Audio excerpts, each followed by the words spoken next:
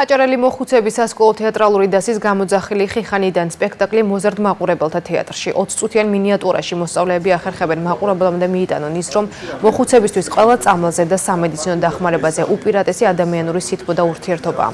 აჭარელი მოხუცები ფესტივალ პირველი ავტოგრაფის საუკეთესო სპექტაკლადაა დასახელებული. მადლობა კიდევ ერთხელ მობრძანებისთვის და მეთხოვ ფესტივალი. პირველად როცა დავიწყეთ ამ სპექტაკლის მომზადება, საერთოდ არ გვეგონა რომ ამ მასშტაბზე გამოვიდოდით და ეს ჩვენთვის ძალიან საამაყოა რომ არა მარტო ბათუმში, არამედ თბილისშიც ჩამოვიტანეთ და ხალხს ვანახეთ ჩვენი სადგივარი. აქ არის მოხუცების, ძირითადად მოხუცების სადგივარი, სოფელში დარჩენილი მოხუცები სოფელში დარჩენილი მოხუცების სადგივარი არის ძირითადად ურბანიზაციაზე, როცა სოფლები იცლება და მოხუცები რჩებიან მარტო. თემის აქტუალურობიდან გამომდინარე, ნახეთ თქვენ მაყურებლის რეაქცია, რამდენად მნიშვნელოვანი არის მსგავსი თემების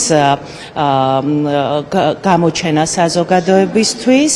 ეს სპექტაკლი გამარჯვებული არის 2022 წლის ფესტივალის ფარგლებში. 2023 წელს ანალოგიურად ხორციელდება ფესტივალი, შესაბამისად გვეყოლება გამარჯვებულებიც. ერთადერთი სპექტაკლი საქართველოში, რაც მე ვიცი, დრამატურგიის გარეშე, ანუ ფურცეზე დატანილი დრამატურგიის გარეშე.